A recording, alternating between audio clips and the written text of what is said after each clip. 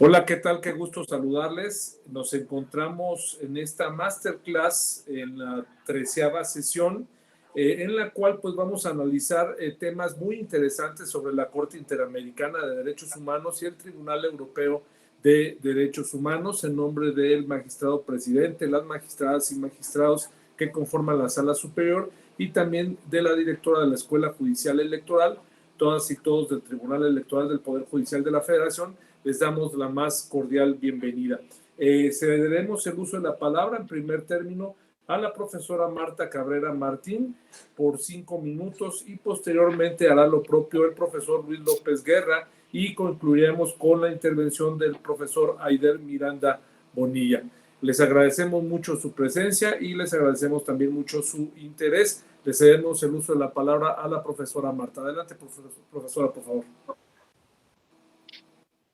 Muchísimas gracias. Bien, en este breve espacio de tiempo voy a intentar abordar un poco la ponencia que he realizado el día de hoy, que trata sobre el diálogo judicial que existe actualmente entre la Corte Interamericana, el Tribunal Europeo de Derechos Humanos y la Corte Africana de Derechos Humanos y de los pueblos, ¿no? Ustedes saben que este diálogo judicial es un fenómeno que se da por la coexistencia de estos tres tribunales, de estas tres cortes, digamos, hermanas, ¿no?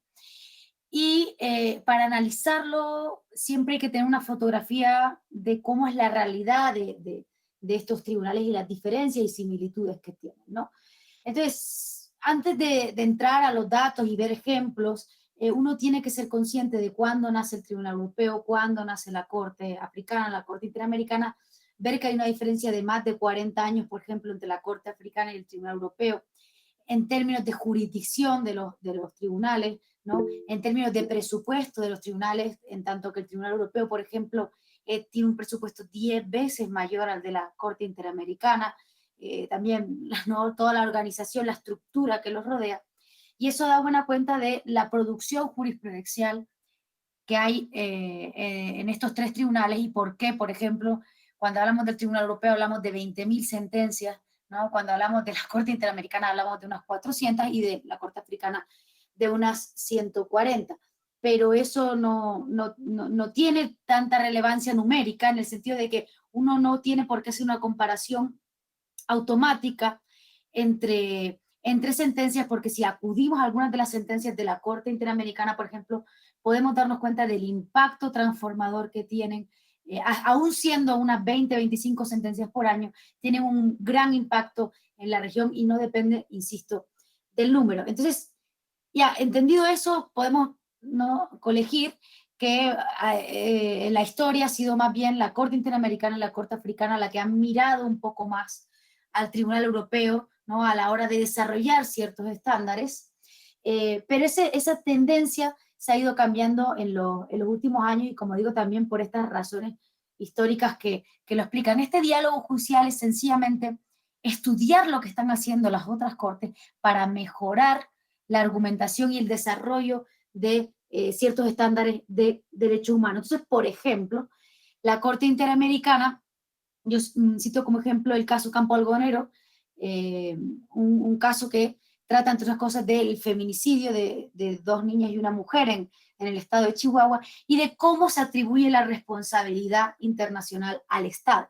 Porque a día de hoy todavía no sabemos quién ha cometido esos asesinatos, no se ha determinado si es un agente estatal o no, y para ello lo que hace la Corte Interamericana es aplicar un test que se llama el test de Osman, ¿no?, que viene del Tribunal Europeo, del caso Osman contra Reino Unido, y a raíz de ese test que determina que si un Estado sabe o tenía que haber sabido que alguien estaba en riesgo y no toma las medidas adecuadas para evitarlo, el Estado puede incurrir en responsabilidad. No hace falta que sea un agente estatal para incurrir en responsabilidad, ¿no? Ese es uno de los ejemplos.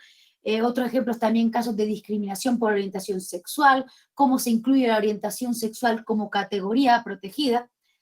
Por ejemplo, el caso de Atala Rifo, la Corte Interamericana mira mucho al Tribunal Europeo y también el Tribunal Europeo mira mucho también a la Corte Interamericana en ciertos casos y sobre todo casos de gran sal, ¿no? Cuestiones relativas a la pena de muerte, en el sentido de, por ejemplo, mirar lo que hizo la Corte Interamericana en la opinión consultiva 16, que nos dice que si la pena de muerte es dictaminada sin respetar estrictamente las garantías judiciales, equivale a una privación arbitraria de la vida, ¿no? En cuestiones como las medidas provisionales, ¿no? La obligatoriedad de las medidas provisionales, ahí el Tribunal Europeo mira mucho a la Corte Interamericana y, como no, casos de desapariciones forzadas, donde la Corte Interamericana, por su realidad histórica, tiene una jurisprudencia no solo pionera, sino muy sentada en la materia, y en cuestiones de amnistía. También la Corte Interamericana ha dialogado en menor medida quizá con la Corte Africana, o el sistema africano más bien, porque lo que más se cita es la Comisión Africana, pero también sí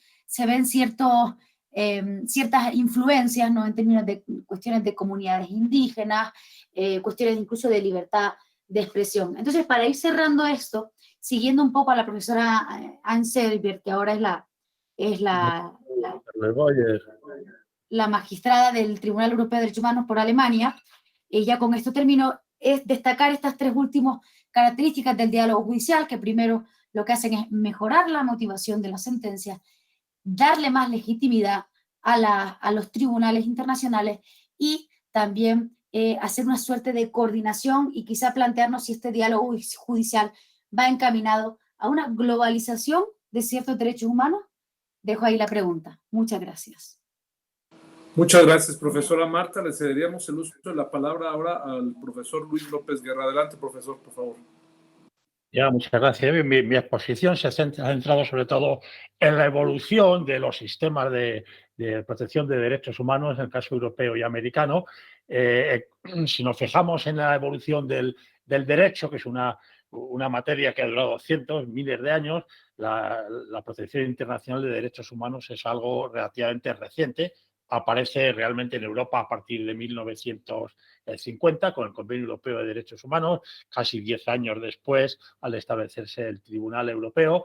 En el caso de América, interamericano, pues todavía más tarde, es decir, es una novedad, es un aspecto del derecho realmente reciente que se está introduciendo y que está experimentando pues, una notable evolución, como cualquier materia nueva. Evolución en muchos aspectos. Por una parte, pues me centro en la evolución del caso europeo, la evolución de la integración de cada vez más países en el Convenio Europeo, el reforzamiento del papel del Tribunal Europeo, el establecimiento de un tribunal permanente.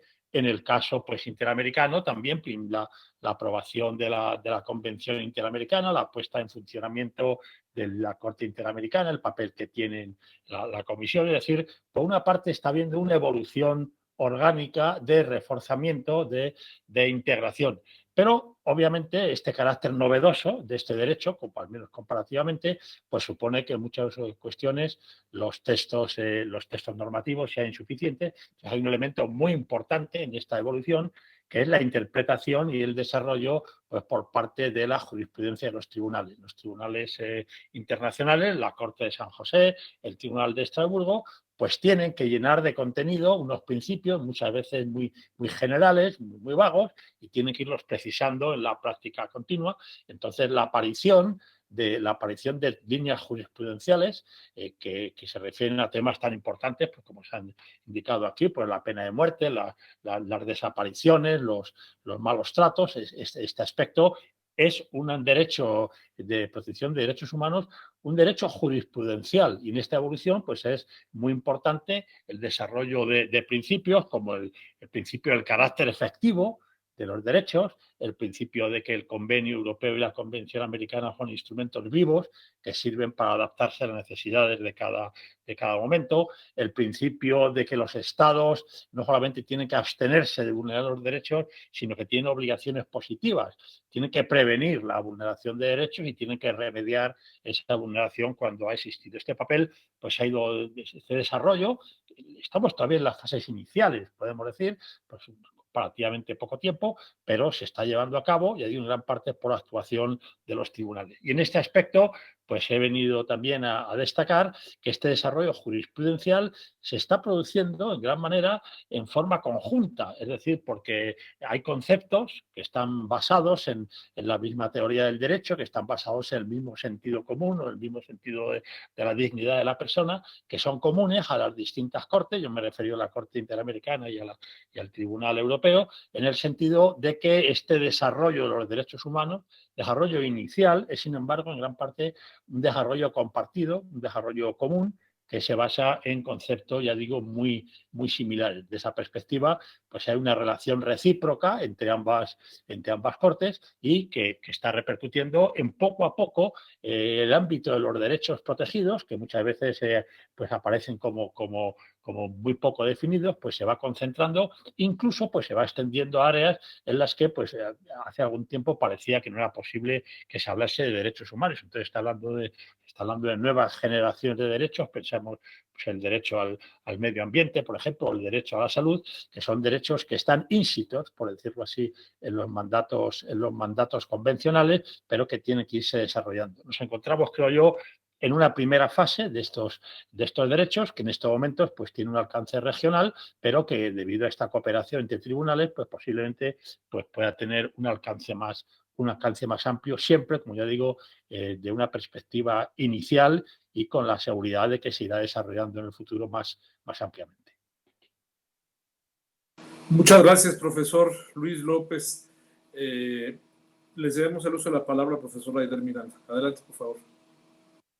Muchísimas gracias. No, en primer lugar, bueno, es destacar la importancia que tiene el principio de subsidiariedad y complementariedad en el ámbito de los sistemas regionales de protección de los derechos humanos.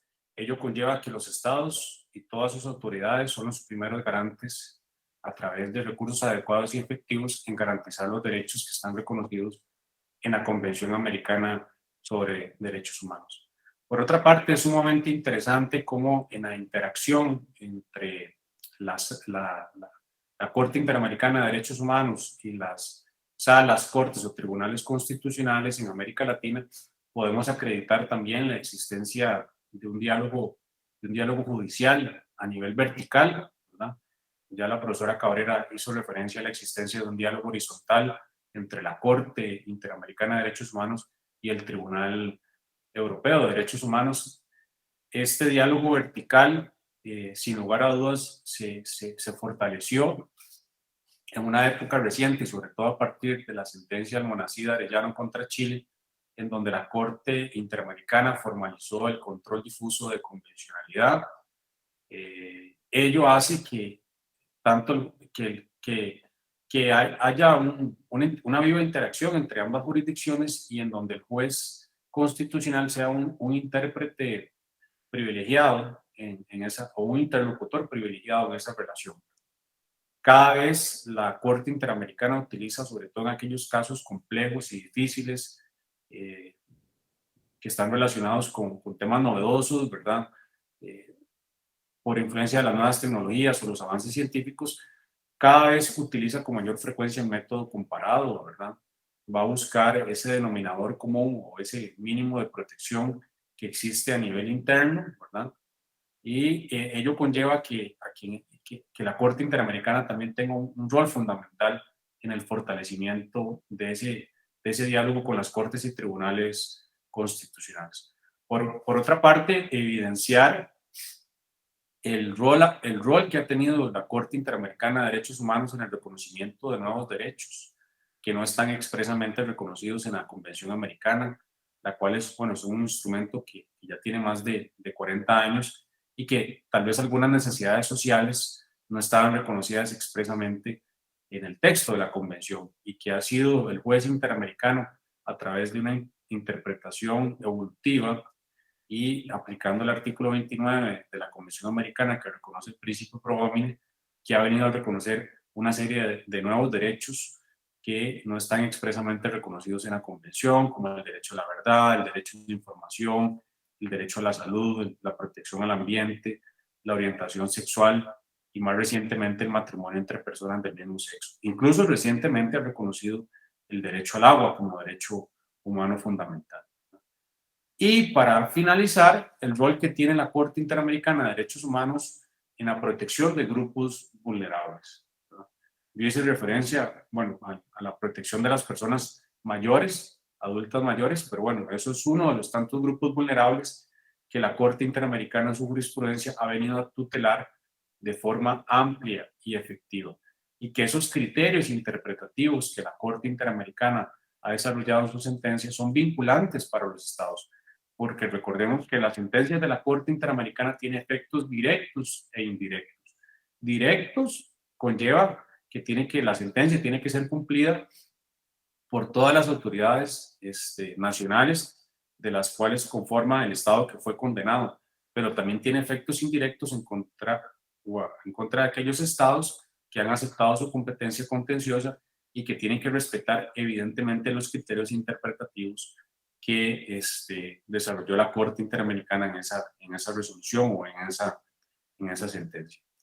Con ello es fundamental el rol que ejercen o que tienen los sistemas regionales de protección y en particular sus órganos judiciales o jurisdiccionales, en este caso el Tribunal Europeo de Derechos Humanos y la Corte Interamericana de Derechos Humanos, en la consolidación de estándares de protección en materia de derechos humanos.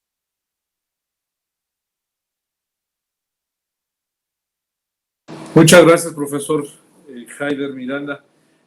Muy interesantes reflexiones que realizan la profesora Marta, el profesor Luis López y el profesor Haider. Pues abrimos ahorita el espacio para las preguntas y respuestas. Iniciaremos con un primer bloque de preguntas y posteriormente les cederemos el uso de la palabra en el mismo orden en el cual participaron para el efecto pues, de que den respuestas a las preguntas que para tal efecto formulen mis compañeras y compañeros. No sé si alguien desea el uso de la palabra. Magistrado Enrique Figueroa y posteriormente el maestro Luis David. Adelante, por favor. Muchas gracias. Saludo a la profesora, a los profesores y a mis compañeras y compañeros de esta especialidad.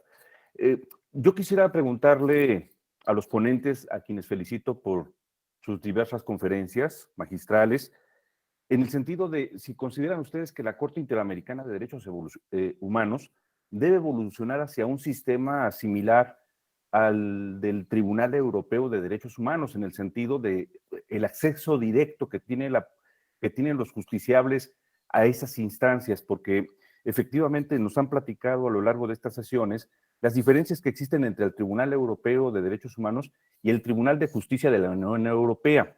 Y pareciera que Europa tiene un sistema más evolucionado todavía que el continente americano en las posibilidades y en las opciones de acceder a la justicia de los derechos humanos de rango convencional. En ese sentido, yo quisiera preguntarles a la ponente y a los ponentes si consideran que la Corte Interamericana debe tener algún proceso evolutivo de esta naturaleza. Muchas gracias por sus respuestas. Muchas gracias, magistrado Enrique Figueroa. Le cedería el uso de la palabra al maestro Luis David Zúñiga para que formule sus preguntas. Adelante, por favor, Luis David.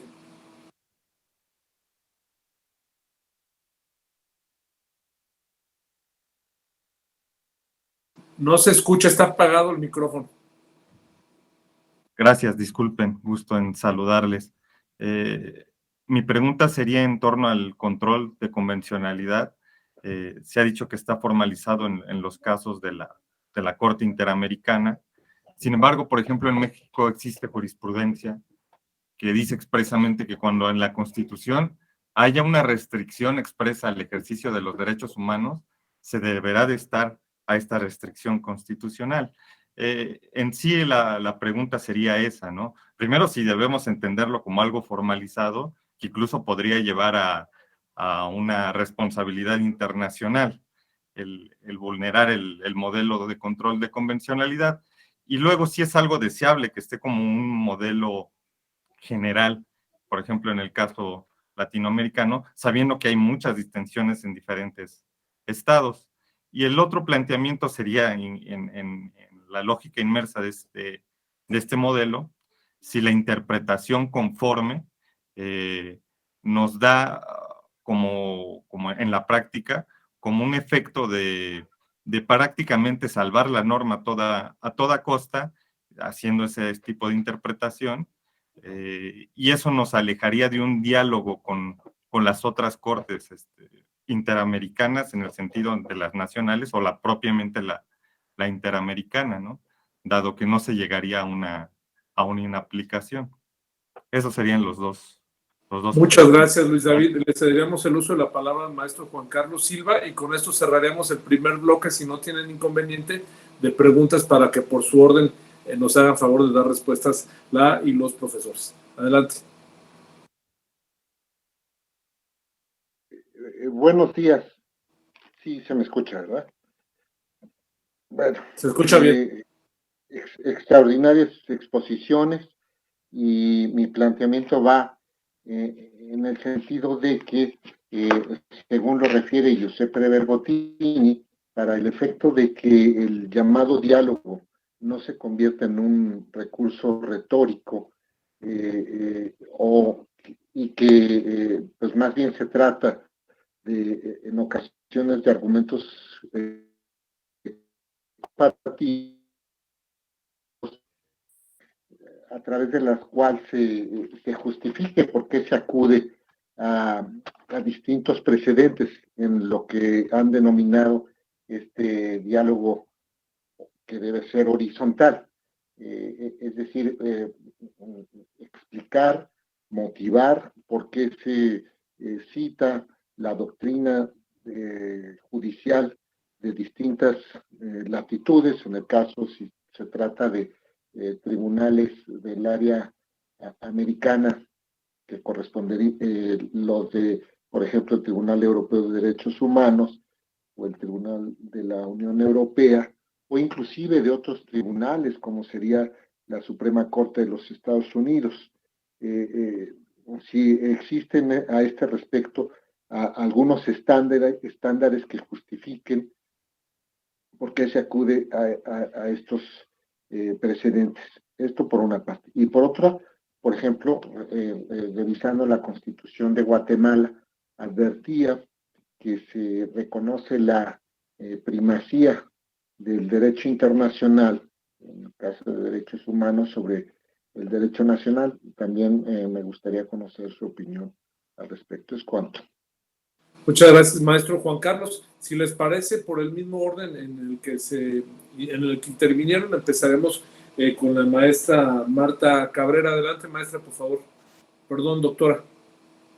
Muchas gracias. Le pido disculpas al magistrado Figueroa porque me caí, se cayó la conexión y no pude escuchar su pregunta, pero ahora la retomaré cuando vea las respuestas de los compañeros.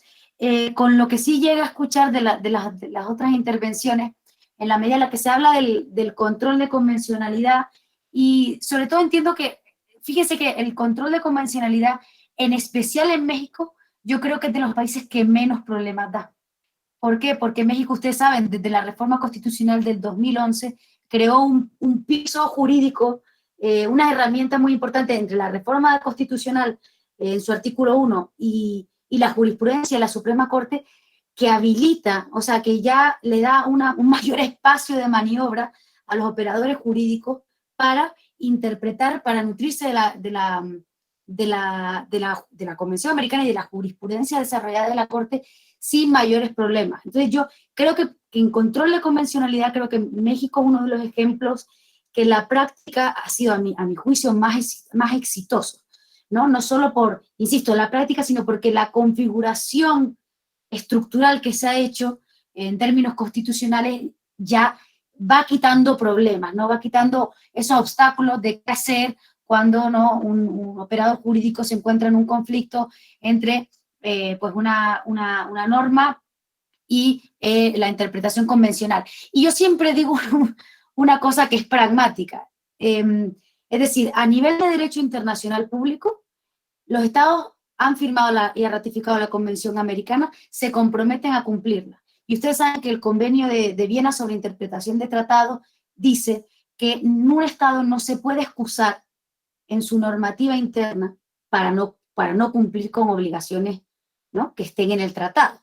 Entonces, sea como fuere, si en la práctica, en lo que pasa, en este caso en México, donde sea, se hace una interpretación que es contraria a los estándares interamericanos, es muy altamente probable que se genere responsabilidad del Estado. Así, incluso en los casos en los que el juez esté, ¿no?, haciendo una interpretación conforme a su legislación nacional. Pero es que ahí todo se tiene que interpretar desde la perspectiva del derecho internacional público, del artículo 1 de la Convención Americana, el artículo 2 de la Convención Americana y también, como no, el Convenio de Viena de interpretación de tratados. Y la otra pregunta que nos hacía el magistrado Silva, me parece muy interesante, la verdad. Él nos preguntaba si se justifica, cómo justificamos por qué acudir a unos tribunales u otros.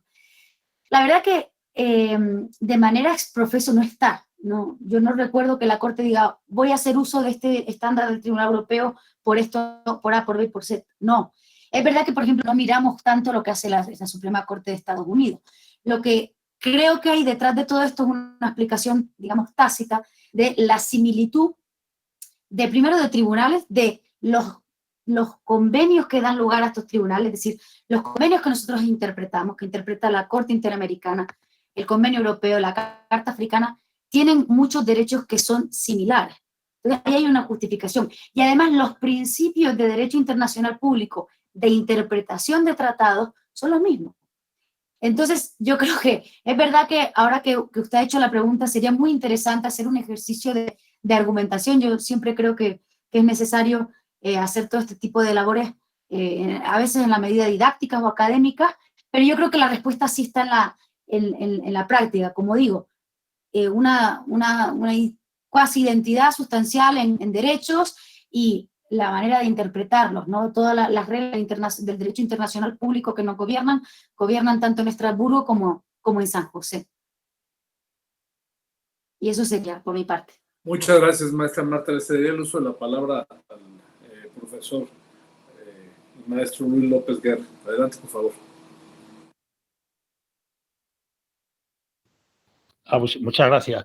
Sí, en cuanto a la primera pregunta sobre la posible evolución del sistema interamericano en la dirección europea, yo creo que tiene un cierto cuidado. Hay dos piezas en el sistema interamericano muy importantes. Por una parte, luego, la Corte de San José, pero por otra parte está la Comisión Americana de Derechos Humanos.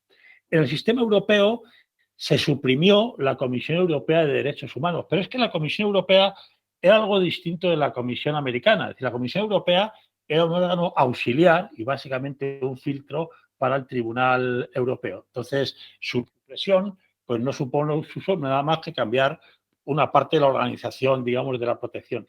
Sin embargo, en el sistema interamericano, bueno, la Comisión Americana de Derechos Humanos, primero, que empezó a funcionar mucho antes que la Corte, segundo, que cumple una serie de funciones importantes que no son simplemente la de actuar de filtro con respecto a la Corte, porque tiene pues todo tipo de nombramiento de reporteros, tiene las misiones in situ, tiene una serie de funciones. Y yo creo que no sería correcto considerar que simplemente el sistema interamericano es una fase menos evolucionada del sistema europeo. Creo que cada uno llega a sus líneas. Creo que sería efectivamente muy útil el reforzar el use standing, el reforzar la legitimación de los particulares ante la Corte Interamericana, siempre que hubiese, obviamente, los suficientes medios y recursos para garantizar que este acceso aumentado pues, no supondría un retraso en el funcionamiento. Pero creo que hay que tener mucho cuidado en las circunstancias americanas, la impresión que yo tengo, con el papel de la comisión. Es decir, que no es un mero órgano auxiliar de la Corte, sino que tiene unas funciones que creo que son muy importantes. Entonces, una evolución del sistema americano sería muy deseable en el sentido que ya digo, es decir, aumentar la legitimación de los particulares siempre que existan medios, pero siendo muy cuidadosos, creo yo, con el papel de la comisión, que creo que tiene una función protectora pues muy considerable. En cuanto a la segunda pregunta, la cuestión de la convencionalidad, claro, aquí nos encontramos con problemas técnicos. Todos estamos de acuerdo en que, en principio, el derecho internacional supone un compromiso de los Estados y que no pueden utilizar la excusa de su ordenamiento interno para evadir la aplicación del derecho internacional. Pero, al mismo tiempo, la pregunta es, entonces, una cuestión tan grave en el control de convencionalidad como puede ser la inaplicación de normas legales o incluso constitucionales en el ordenamiento interno, porque son contrarias a la normativa internacional, ¿quién tiene que tomar esa decisión, es decir, quién tiene que llevar a cabo el control de constitucionalidad. Y no solo eso, otra cuestión, el control de convencionalidad debe referirse, por una parte, desde luego, a los mandatos literales del convenio, pero también parece que tiene que referirse a la interpretación que la Corte respectiva ha hecho de esos mandatos. Es decir, control de convencionalidad es control con respecto a la letra del convenio y con respecto a la jurisprudencia de la Corte. Claro, esto supone a veces problemas, porque se puede hablar, bueno, pues podemos hacer un control de convencionalidad difuso, cualquier juez o cualquier operación jurídica, cualquier operador jurídico, incluso cualquier administrador, puede decidir inaplicar una norma legal interna porque considera que se opone al convenio o a la jurisprudencia de la Corte. Claro, esto supone un problema. De hecho, la Corte Interamericana no ha dicho que yo sepa que el control de convencionalidad tiene que ser difuso, sino que tiene que existir un control de convencionalidad. A mí se me parece que sería muy importante el precisar las vías internas por las cuales esto se puede llevar a cabo. En el caso europeo, como citó Javier Miranda antes, se da la posibilidad de que los altos tribunales hagan una opinión consultiva al Tribunal Europeo para ver cuál debe ser la interpretación de la norma del convenio. Pues quizás algo así sería útil, porque si no nos encontraríamos con los mismos problemas que tiene el control difuso de constitucionalidad. Es decir, que unos jueces opinan de otra forma, otros de otra. Un sistema intermedio, yo creo que sería, un intermedio lógico sería útil, pero es un problema técnico. El Tribunal Europeo lo está eludiendo mediante evitar declaraciones explícitas de inconvencionalidad en normas internas y utiliza indicaciones, da ideas, lleva a cabo sentencias piloto, pero yo creo que eso es uno de los aspectos de desarrollo del derecho, de los derechos humanos que habría que precisar a nivel interno. Y lo mismo podría decirse también, la tercera pregunta es interesante, se refiere a la primacía, es decir, la primacía del derecho internacional sobre el derecho interno, porque aquí nos encontramos con un problema de tipo constitucional. Hay tribunales constitucionales que se niegan a admitir la primacía radical del derecho internacional sobre el derecho constitucional y que pueden llegar a considerar que hay mandatos constitucionales que no son suprimibles a la vista del derecho internacional. Entonces, los conflictos entre tribunales internos y tribunales internacionales, por ejemplo, ahora tenemos, en el caso europeo, un problema con el Tribunal Constitucional polaco, que considera que una interpretación llevada a cabo por el Tribunal de Estrasburgo del artículo 6 del convenio, pues es inconstitucional. El Tribunal Constitucional ruso, Rusia ya no está en el convenio, pero en algún momento el Tribunal Constitucional ruso vino a considerar que efectivamente determinadas decisiones del Tribunal Europeo contradecían mandatos constitucionales con respecto al voto de las personas en prisión. En el caso, últimamente hemos tenido problemas, ha habido en Europa, el Tribunal Constitucional Federal Alemán pues, ha tenido situaciones muy críticas con respecto a decisiones del Tribunal de Justicia de la Unión Europea. Es decir, que el problema que tenemos aquí no es la primacía del derecho internacional sobre el derecho legal interno, pero el problema de que no existe un reconocimiento expreso radical de la primacía también del carácter constitucional del derecho internacional. Hay alguna constitución, como la Constitución argentina, por ejemplo, que sí establece el rango constitucional de determinados mandatos internacionales. Pero la posición de los tribunales en este aspecto no es unánime. Yo me atrevería a decir más bien que los tribunales constitucionales tienen una tendencia a considerar que la Constitución es la norma suprema y caso de contradicción entre un tratado internacional y la Constitución, pues yo no tengo muy clara cuál sea la tendencia general. Yo creo que dentro de un desarrollo lógico del derecho internacional y sobre todo el derecho internacional de los derechos humanos, el derecho constitucional pues tendría que asumir esta posición, digamos, subordinada. Pero si uno lee las constituciones, con pocas excepciones, algunas de ellas sí lo reconocen, no es normal que en las constituciones reconozcan el carácter constitucional de los mandatos internacionales. Esto ya digo que sería muy interesante que hubiese algún tipo de homogeneización. Y para terminar en este aspecto, vamos a ver, el diálogo entre tribunales yo creo que está siendo más un diálogo conceptual, es decir, que van adquiriendo unos y otros unos conceptos comunes, pero con mucha resistencia por parte de los tribunales, vamos a decir, inferiores con respecto a los superiores. Es decir, hay una cierta resistencia por parte de los tribunales nacionales a admitir mandatos jerárquicos o correcciones por parte de tribunales internacionales. Entonces, pues tenemos siempre los problemas de cómo se ejecutan a nivel interior unas normas o una sentencia de tipo internacional. Yo creo, sin embargo, que conceptualmente o en forma horizontal, los tribunales no tienen problemas en asimilar conceptos o ideas de otros, pero les sienta muy mal que venga instrucciones, mandatos o correcciones de tribunales superiores. Muchas gracias, profesor. No sé si guste, profesora Marta, ya teniendo el contexto de la primera pregunta que se hizo, en un principio que usted la pueda abordar.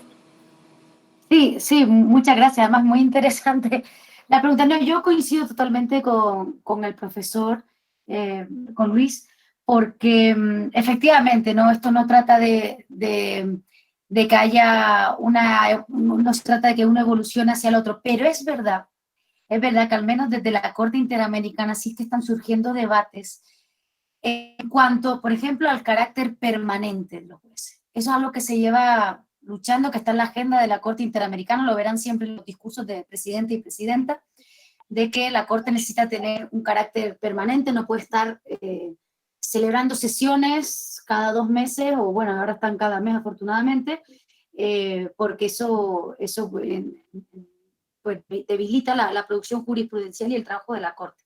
Y la segunda cuestión, que sin dejar de lado la Comisión Interamericana, porque también coincido con lo que dijo Luis, que la Comisión es verdad que tiene un papel muy fundamental en promoción y protección de derechos humanos, pero sí se plantea la posibilidad de que se cambie a un acceso directo de los ciudadanos a la Corte Interamericana.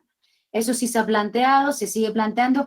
Yo es una idea que no me desagrada, pero la veo irrealizable. Si usted tiene la oportunidad, por cuestiones técnicas en estos momentos, de venir a San José de Costa Rica y ven en la humilde casa en la que estamos trabajando, yo he trabajado también en el Tribunal Europeo en un edificio enorme que alberga a cientos y cientos de trabajadores.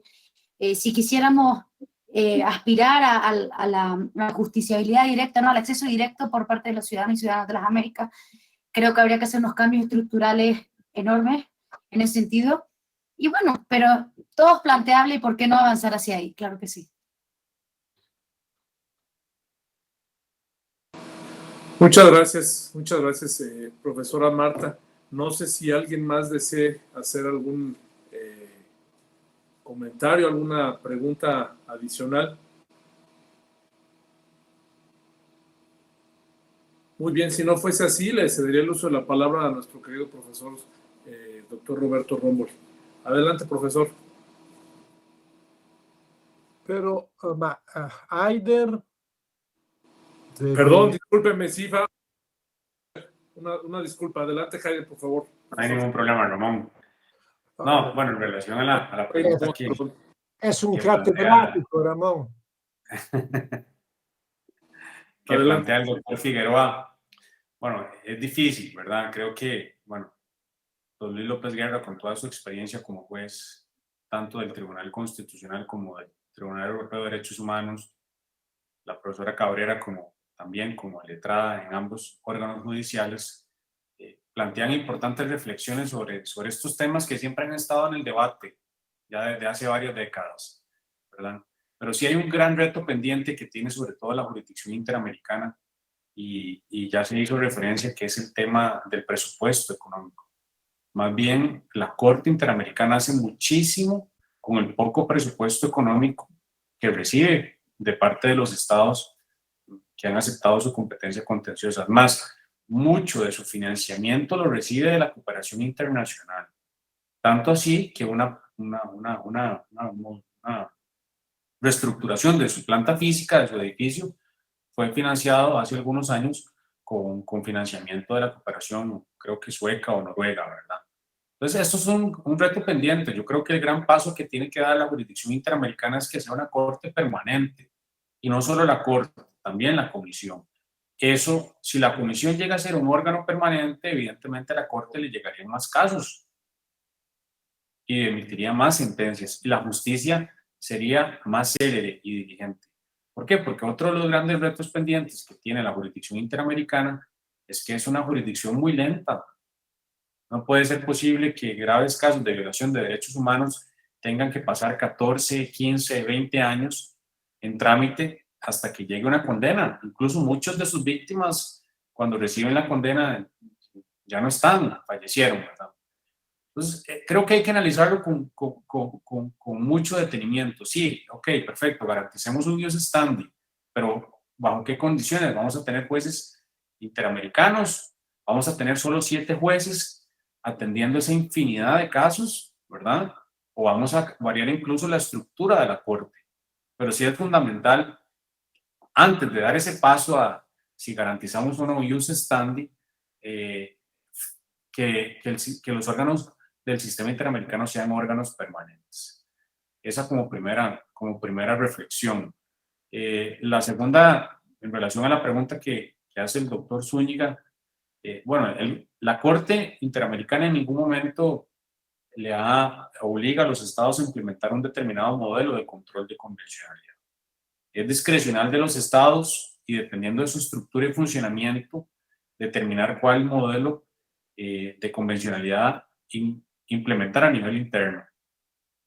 Hay países donde hay un modelo de control difuso de convencionalidad y hay países donde hay un modelo tendencialmente concentrado. Y esto, digamos, va muy ligado al control de constitucionalidad de las normas.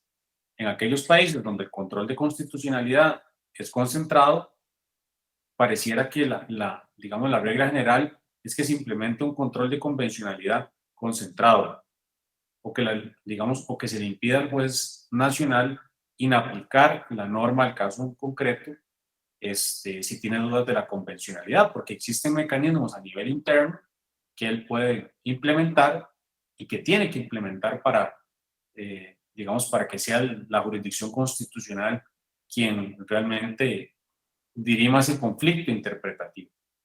De ahí que mi criterio sería importante que a nivel interamericano se cree un reenvío de convencionalidad entre el juez ordinario, sobre todo los jueces de la última jurisdicción, ¿verdad? Evidentemente eso cambia en cada país por su estructura judicial, y los tribunales y cortes constitucionales, independientemente que estén dentro o fuera del Poder Judicial, porque eso vendría a fortalecer el principio de subsidiariedad y complementariedad y le daría una gran guía a las autoridades nacionales para interpretar la normativa interna con los criterios jurisprudenciales que ha emitido la Corte Interamericana. Es más, este mecanismo hasta crearía un control preventivo de convencionalidad. Es lo que ha desarrollado el profesor Ferrer MacGregor con el tema de las opiniones consultivas, que yo concuerdo con él. Las opiniones consultivas son sumamente valiosas, independientemente de que consideremos que hay jurisdicciones que han dicho que sí son vinculantes, que otras no, pero son sumamente valiosas porque si se respetan los criterios interpretativos que desarrolló la Corte Interamericana en una opinión consultiva, el Estado a futuro no expone su responsabilidad internacional, porque muy probablemente va a ser condenado, es más, muchos de los criterios interpretativos que la Corte, digamos, ha ampliamente desarrollado en sus opiniones consultivas, luego son incorporados en su jurisprudencia de casos contenciosos. A mí me parece, personalmente, considero que el tema de la interpretación conforme más bien es un instrumento que potencia el diálogo judicial entre operadores jurídicos. Al igual que el control de convencionalidad, me parece que es fundamental tanto la interpretación conforme como el control de convencionalidad como instrumentos que potencian ese diálogo judicial. Lo que hay que analizar es las competencias que tiene el juez en el ordenamiento jurídico interno y si realmente él puede llevar a cabo una interpretación conforme. Y la última pregunta de don Juan Carlos Silva, a mí me parece, bueno, que evidentemente los jueces no fundamentan por qué seleccionaron determinados ordenamientos en la resolución de los casos concretos. ¿Por qué sí? ¿Por qué tal país sí? ¿Por qué tales ordenamientos no? Bueno, en primer lugar hay un tema de prestigio, ¿verdad? Hay criterios o doctrinas que los tribunales constitucionales o convencionales han desarrollado y que la misma doctrina ha comentado y ampliamente desarrollado, ¿verdad? Y que, digamos, son pioneros en esos temas, tema de la dignidad humana.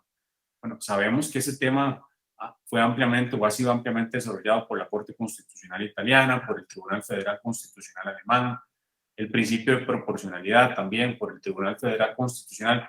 Es decir, hay una serie de tesis jurisprudenciales que son reconocidas incluso y muy desarrolladas en el ámbito académico que le dan ese prestigio a ese criterio jurisprudencial. Entonces, creo que eso es un valor a tomar en cuenta por el juez cuando va a citar un precedente extranjero, ¿verdad? El otro elemento es la similitud de los casos, ¿verdad? Evidentemente, los casos que están siendo citados muy probablemente no fueron todos los casos investigados. La selección de los casos es mucho más amplia, pero al final se va a citar el caso que tal vez tiene más relación al caso concreto o que es más útil al caso en concreto, ¿verdad? Incluso se pueden citar casos de jurisprudencia extranjera para llegar a una solución totalmente diferente al caso en concreto al que se llegó, ¿verdad? Entonces es un tema muy discrecional de los estados, ¿verdad? Pero eso hay que verlo con detenimiento, hay que verlo si estamos en un diálogo judicial horizontal o en un diálogo judicial vertical. Porque si es discrecional, me parece que no tiene que fundamentar por qué está utilizando ese criterio de jurisprudencia extranjera. Pero si estamos en un diálogo vertical, es decir, por ejemplo, en la relación entre la Corte Interamericana y las Cortes o Tribunales Constitucionales, si el juez constitucional interno no va a aplicar un determinado criterio interpretativo que ha desarrollado la Corte Interamericana, tiene que motivar por qué no lo está implementando, porque puede ser que más bien le esté dando un mayor nivel de protección. Y si no es así, a futuro, bueno, podría haber expuesta la responsabilidad internacional del Estado por no haber respetado ese criterio interpretativo. Muchas gracias. Muchas gracias, profesor Haider. Le agradezco y le ofrezco una disculpa. Ahora sí le cederemos el uso de la palabra al doctor Roberto Romoli para cerrar esta intervención. Adelante, doctor, por favor. Perdona, Ramón, porque está Karen Ivette que ha alzado la mano. Adelante, Karen, por favor. Buenos días a todas y a todos. Muchas gracias. Sí, es justamente con lo último que estaba abordando el maestro Haider sobre el cumplimiento de las sentencias de la Corte Interamericana. Por ejemplo, Campo Algodonero, que todavía lo tenemos abierto, ¿no? Y ya cuántos años lleva. Uno de los sentidos o una de las partes de la tutela judicial efectiva es verificar el cumplimiento por parte de las juzgadoras y los juzgadores de sus determinaciones, para que esa tutela pues realmente sea como completa. En ese sentido, ¿con qué mecanismos cuenta la Corte Interamericana para la verificación o el seguimiento del cumplimiento de sus determinaciones? ¿Convendría alguna reforma tanto en el sistema regional como al interior de los estados, que se asuma ese compromiso para también que se lleve a cabo esa tercera parte de la tutela, porque pues ya hubo un acceso, ya hubo un debido proceso, pero en muchos casos no se verifica el cumplimiento, ¿no? Y en ese sentido también la expeditez o que a veces los propios asuntos pues llevan, por ejemplo, cuando son en materia de violencia o otra clase de derechos, pues también es como el aspecto moral de las víctimas o el desgaste que le sigue generando. Y la otra es en relación con las limitaciones o restricciones que ha implicado el uso de la comisión, en que no llegan muchos casos en materia ambiental o de derechos económicos, sociales y culturales. Muchas gracias. Gracias. Maestra Karen, no sé si empezamos otra vez con la maestra Marta. Adelante, por favor. Bien. Muchas gracias, maestra Karen, por sus preguntas. Vamos a empezar por supervisión de cumplimiento. Sí, estaba revisando ahora justo como íbamos con Campo Algodonero Lo que hay que tener en cuenta de la Corte Interamericana, ya el profesor Luis López Guerra lo estaba señalando, ¿no? La diferencia, ¿no?, entre este control político que hace el Comité de Ministros, digamos, a nivel europeo, y nosotros somos la propia Corte la que hace el control. Yo les digo que supervisión de cumplimiento de sentencia en la Corte Interamericana es la sección que más ha crecido de la Corte. En los últimos años se ha creado una unidad específica desde el año 2015 dedicadas, abogados y abogadas dedicados exclusivamente a supervisar. Y lo que sí hay que tener en cuenta es que la supervisión no, o al menos la Corte así lo entiende, no lo entiende como un contencioso entre el Estado y la que ya es víctima, ¿no? Ya pasa a ser víctima. Es más bien un procedimiento de diálogo. Entonces, en vez de estar las dos partes enfrentadas, lo que hace la Corte es sentarlas y ir poco a poco a ver en qué podemos llegar a un acuerdo y cómo vamos avanzando. Es una naturaleza totalmente diferente. Ver una audiencia de un contencioso en la Corte y ver una audiencia de supervisión de cumplimiento, uno va a notar que las dinámicas son muy diferentes. Entonces, sí, claro, lleva su tiempo, depende también de la reparación. Cuando es en términos de compensaciones económicas, es donde más se cumple. Creo que en el Tribunal Europeo también suele pasar así. Me acuerdo de Rusia con sus condiciones de detención. A los pobres víctimas siempre les pagaban, ¿no?, la indemnización, pero lo que es reformar el sistema carcelario o la cárcel en particular, eso se acaba por otro día. Pero sí hay, o sea, sí, lo que sí se tiene son resoluciones de supervisión de cumplimiento que lo que hacen es ir poco a poco, medida por medida. Está hablando, el informe anual, estamos hablando de que supervisión está revisando ahora unas 1.200 medidas o algo así, tiene actualmente sin cerrar, ¿no? Y esto va creciendo. ¿Por qué? Porque se de los casos que se cierran. Entonces, supervisión está condenada a seguir creciendo y, bueno, a buscar alternativas quizá para mejorar un poco su eficacia en ese sentido. ¿Qué más? En cuanto se hablaba de qué reformas puede haber, bueno, primero, como va en el sentido de lo que está diciendo, la estructural. Se necesita un equipo más grande para poder analizar cada vez las medidas que se van sumando cada año. Pero fíjense que cuando un Estado es muy rebelde a la hora de cumplir con la sentencia, ¿no?, la Corte tiene un sistema que es el del artículo 65, que es llegar a la OEA, hacer un informe jurídico a la OEA y decir, este Estado no está cumpliendo con las sentencias de la Corte. Yo iría más allá quizá en esa reforma, y yo sí creo que la OEA, se deberían buscar fórmulas para que la OEA fuera más partícipe a la hora de hacer presión política en el cumplimiento de las sentencias de la Corte. Yo ahí sí creo que es un trabajo también haciendo un poco recogiendo un poco lo que hace el Comité de Ministros en Europa, pero no convirtiéndonos en el Comité de Ministros, porque yo sí creo en la eficacia y en la importancia de que la Corte supervise sus propias sentencias, pero quizá ahí sí plantearse que quizá la OEA puede jugar un papel más preponderante a la hora de mejorar la supervisión bueno, al fin y al cabo, el cumplimiento de la sentencia. Y yo creo que por ahí, no sé si se me queda algo, y si se me queda lo retomamos después. Le dejo la palabra a mis compañeros. Gracias, profesora Marta. Adelante, por favor, profesor Luis. Sí, bueno, yo creo aquí una palabra clave que creo que ha utilizado Marta, que es el control político. Pues claro, el control jurisdiccional pues es muy potente, pero lleva mucho tiempo, que asume aspectos contenciosos, etcétera. El control político es lo que los anglosajones llaman naming and shaming, es decir, nombrar y avergonzar. Entonces, si cada vez una reunión del Comité de Ministros de un órgano político pues se señala con el dedo al país que no está cumpliendo, eso supone, de la perspectiva internacional, pues una presión muy fuerte, y hay muchos países que necesitan tener una base de prestigio mínimo. Entonces, ese tipo de críticas pues son muy potentes. Entonces, yo creo que independientemente de que la Corte pueda llevar a cabo, pues en el caso interamericano, la Corte pueda llevar a cabo pues este tipo de trabajo, yo creo que sería muy útil la introducción de estos tipos de controles políticos. Yo siempre he pensado que a lo que se refería Marta del artículo 65 de la Convención, pues se pondría a colocar a la OEA ante sus responsabilidades y efectivamente llevar a cabo una presión recíproca, porque claro, cualquiera de los países miembros puede verse sujeto a ese tipo de presión de nombramiento y poner en vergüenza. Yo estoy de acuerdo que algún tipo de control político pues, pudiera ser útil.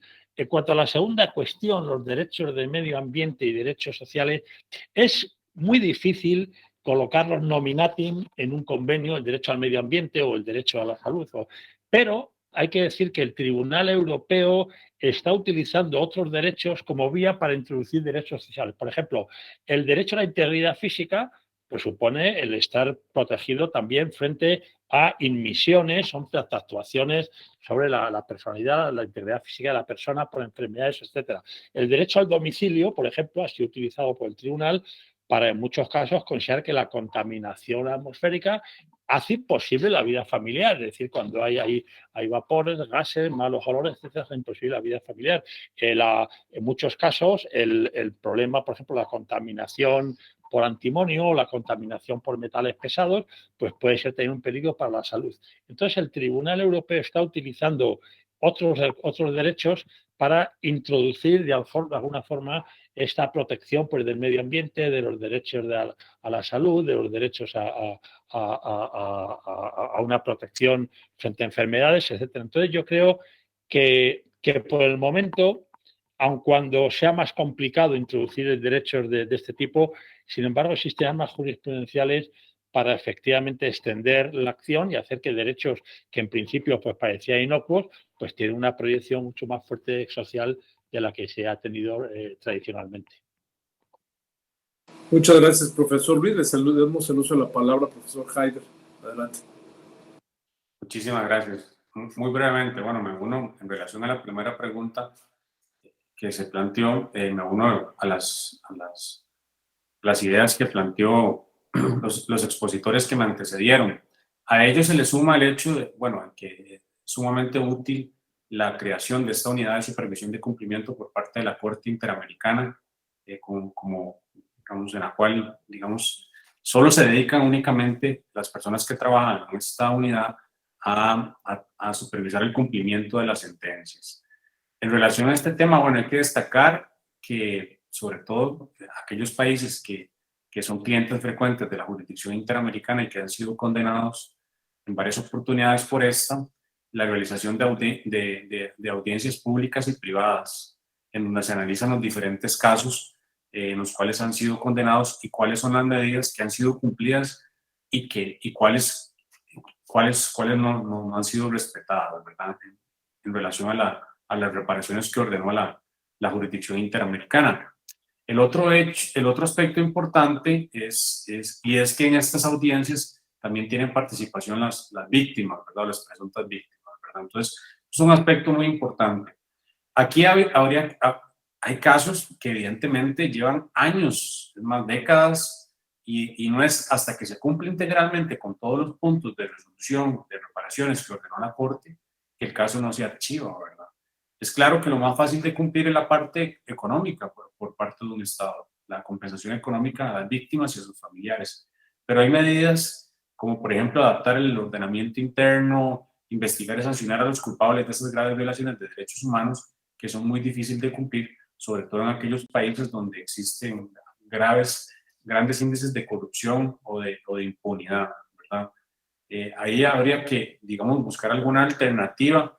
Desde la perspectiva jurídica, bueno, me parece a mí que una alternativa sería lograr alguna reforma a la normativa convencional e imponer una multa a aquellos estados que incumplen con las sentencias de la Corte Interamericana, por ejemplo, ¿verdad?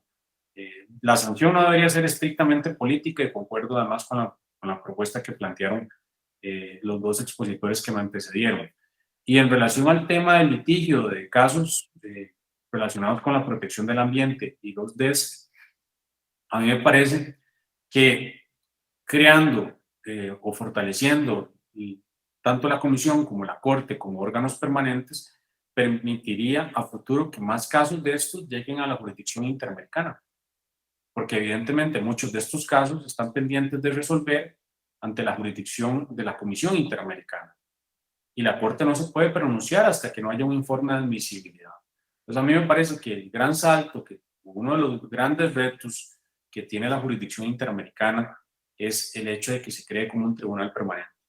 Hay otros grandes retos, como por ejemplo el tema de la paridad de género, que me parece también importantísimo. Se han logrado importantes avances, sobre todo en la actual conformación de la Corte Interamericana de Derechos Humanos, pero todavía seguimos en deuda en relación a este tema. Pero sobre todo uno de los grandes retos pendientes es el tema económico. Los estados deberían tener mayor conciencia de la importancia que tienen estos órganos y de brindarles un mayor apoyo económico, porque realmente hacen una labor muy valiosa con muy pocos recursos económicos. Muchas gracias, profesor Haider. Les agradecemos mucho. Ahora sí le cedería el uso de la palabra al profesor Roberto. Adelante, por favor, profesor. Gracias. Esta vez es verdaderamente la conclusión de la sesión. Termina así la quinta semana. Falta, por lo tanto, solamente la sexta semana, la próxima semana, donde tenemos la sesión del jueves como tema el problema de fin vida y de suicidio asistido, con el profesor Campanelli de Pisa, el profesor Fernando Rey de Valladolid y el profesor Gregorio Cámara de la Universidad de Granada. El viernes tenemos la mesa redonda final sobre el tema de los derechos en tiempo de pandemia, una visión mundial con 9 diferentes países. Bien, quedo solo de agradecer a todos los participantes, a partir, claro, de los ponentes, la profesora Marta, Luis López, Haider Miranda, por su participación, por sus excelentes ponencias.